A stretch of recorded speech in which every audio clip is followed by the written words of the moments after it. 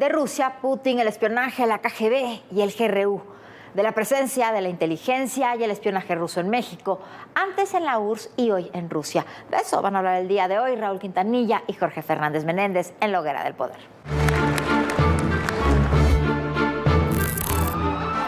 Una visión oscura de la sociedad.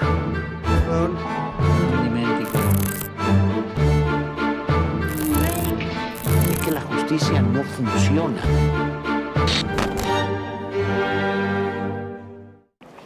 Bueno, las operaciones de los servicios de inteligencia, desinformación, antes soviéticos, ahora rusas, son muy conocidas y han sido muy conocidas a lo largo de la historia, y la intervención que han tenido en los últimos años también ha sido develada por reportajes periodísticos, investigaciones gubernamentales, pero todo esto, maestro Raúl Quintanilla, ¿cómo está, mi querido gusto, maestro? como siempre, toda esta historia de los servicios tiene un antecedente muy añejo, no solamente desde la actualidad, de la Guerra Fría, sino desde mucho antes, que hay servicios de inteligencia, información, espionaje, como lo querramos llamar, que vienen y que son prácticamente una norma en todos estos procesos que le podríamos llamar ahora de desestabilización o de recuperación o de influir en otros países. Mire, maestro,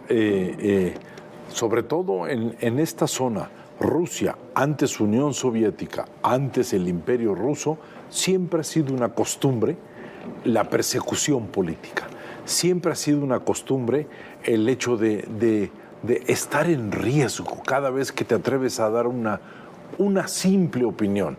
El hecho de recibir una felicitación o un apoyo de alguien te pone más en riesgo porque lo consideran como un peligro. En épocas de la modificación de San Petersburgo con el zar Nicolás I, ahí empieza el gran manejo, la fundación de la policía política en el Imperio Ruso con Nicolás I. San Petersburgo tiene una plaza verdaderamente maravillosa donde hay una torre. Todo el mundo sabía que en esa torre había torturas, había presiones, había dolor humano, el terror, lo macabro estaba en medio de esa hermosísima plaza de San Petersburgo. Siempre ha sido una tradición en el pueblo ruso de sentir que algo te persigue, de que no puedes hablar con una constancia, de que todo significa estar en peligro. Y ya no se diga en los procesos donde en la Unión Soviética se pensaba que todo iba a ser un proceso de creación, de libertad, hasta que llega la gran frase de Trotsky, donde dice: si el pueblo va a provocar que la revolución se detenga, es momento de pedirle al pueblo que se haga a un lado y que guarde silencio. Y en ese momento empieza toda una persecución. Sí, y que Stalin llega a un grado máximo, ¿no? No, maestro, con los juicios revolucionarios. Con la Checa, se llamó la Checa primero, luego la KGB, ahora se llama el GRU y RCB. Y de la KGB nace su amigo. Sí, amigo Putin. Putin fue el jefe, ahora que hablabas de San Petersburgo, antes Leningrado. Exactamente. Bueno, fue San Petersburgo, Leningrado, nuevamente San Petersburgo. Maestro, ¿quién puede vivir en una ciudad donde te cambian el nombre cuatro veces? El jefe de la KGB en San Petersburgo era Putin, y buena parte de su gobierno, del corazón de su gobierno, son hombres y mujeres que lo acompañaron ahí en San Petersburgo. De ahí surge al poder, y de ahí por eso también el interés y la fascinación de Putin por establecer este tipo de servicios dentro y fuera de Rusia. Maestro, es que si algo tiene Putin en su cabeza, y lo tiene como postulado, no es algo que podamos decir, es que es muy sencillo decir, son locos, son enfermos. No es cierto. Claro. O sea, llamarle locura a todo un proceso de estrategia para desestabilizar zonas, hemisferios, no tiene nada que ver con la locura. Putin tiene muy en claro como postulado que el haber tumbado a la Unión Soviética, haber desaparecido a la Unión Soviética, fue provocar una desestabilización de una parte del mundo. La Unión Soviética para Putin reflejaba grandeza, reflejaba equilibrio, reflejaba balance. El imperio era un ruso. Control de las Era cosas. el imperio ruso. Ahora es exactamente con otra visión, pero él está absolutamente convencido de que la Unión Soviética jugaba un papel importantísimo en el equilibrio de los poderes en el mundo. Esa teoría, ese postulado lo tiene perfectamente en claro desde que es un asistente o una de las gentes o personas de confianza de Boris Yeltsin, que Boris Yeltsin es el que impulsa la carrera de el maestro Putin, que lo sacaron de la KGB para convertirlo en otro tipo de político, ¿sí? Pero es un hombre que en sus procesos emocionales es absolutamente impreparado para perdonar, impreparado para poder convivir con otros. Es un hombre con tendencia al aislamiento, es un hombre con capacidad de contención de la cólera, maestro. La mirada de Putin es muy parecida a miradas donde el poder ya se instaló. Y lo que es muy impresionante es ver cuando hace esas reuniones de conferencia de prensa una vez al año, donde él está absolutamente solo, al centro, rodeado de un auditorio lleno de periodistas, y él se encarga de hablar y de postular lo que va a ser el futuro de la Rusia, recordando esa grandeza de la Unión Soviética. Ya, el Imperio Ruso para ellos es historia, ¿sí? La historia fascinante de la madre Rusia, pero él abreva de la Unión Soviética, tiene ideas perfectamente claras de qué significa el control en ese sentido. Sí, ¿no? Y además el deshacerse de sus adversarios sin ningún mínimo prurito, Tomás. ¿no? Pero lo que ocurrió con Alexei Navalny es desvergonzado, ya incluso para un dictador, ¿no? Primero ya tiene un ataque con ácido, lo contaminan, tratan de envenenarlo con, ¿no?, este Novochny, se llama, con este producto, se salva la vida. Entonces cuando regresa a Rusia lo mandan detener supuestamente por terrorismo y lo matan en una cárcel.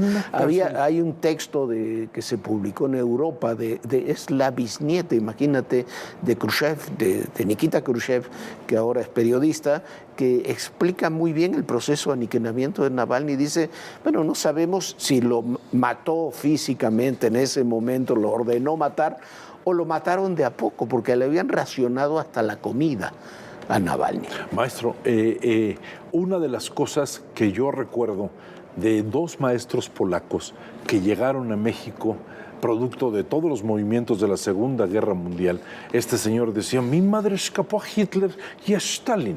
Decía, pero Putin será la tumba para muchos.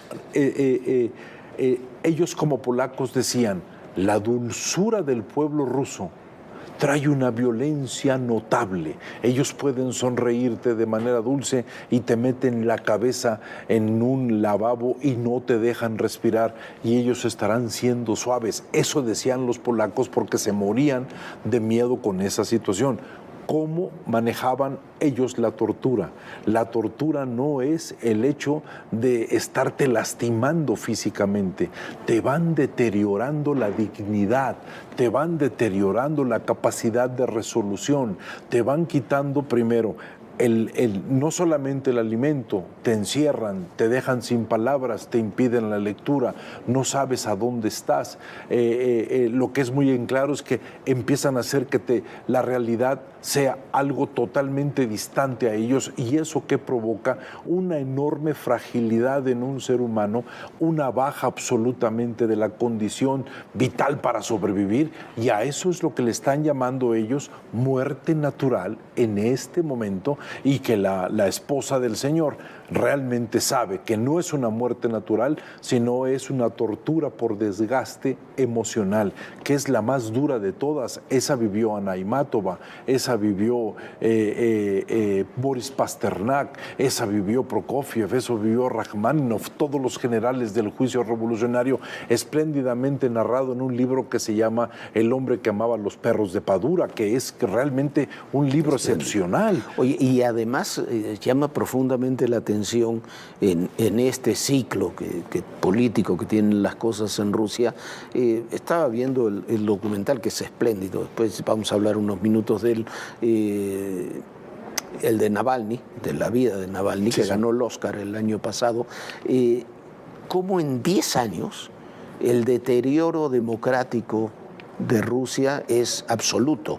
Hace 10 años todavía había una oposición en las calles, todavía relativamente había fraude, pero había campañas, había las libertades, todavía había algunos medios. Eso ha desaparecido. Y después de la invasión a Ucrania hace 2 años, ha desaparecido absolutamente. Por completo. Mire, maestro, estos procesos de creación de democracia son procesos donde no es que la democracia se instale, se colocan elementos para provocar las apariencias necesarias para hacer sentir que todavía hay una competencia o hay una lucha política por el poder, pero lo que hay detrás es todo un proceso donde se va minando la seguridad de todos los contrincantes. Todos esos señores que compiten por algo se sienten perfectamente en riesgo, saben que algo puede suceder. Las noches son largas, maestro, todos esperan que algo suceda de noche porque los vampiros vuelan en las tinieblas y es en la hora de la noche cuando todo sucede.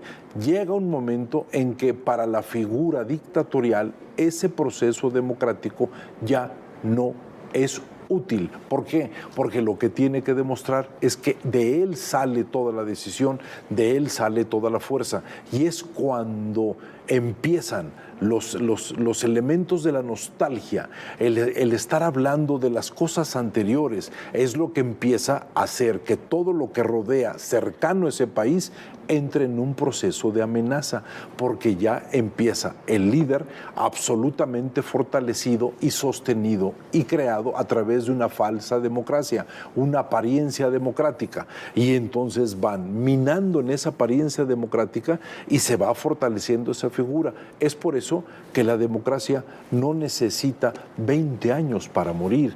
En 3 años de descuido, un país absolutamente está minado en su seguridad, en su riesgo y en la violencia interna, que es lo que hace que los tiranos se mantengan con una gran fuerza y un gran poder, maestro. Muchísimas gracias. Gracias a usted.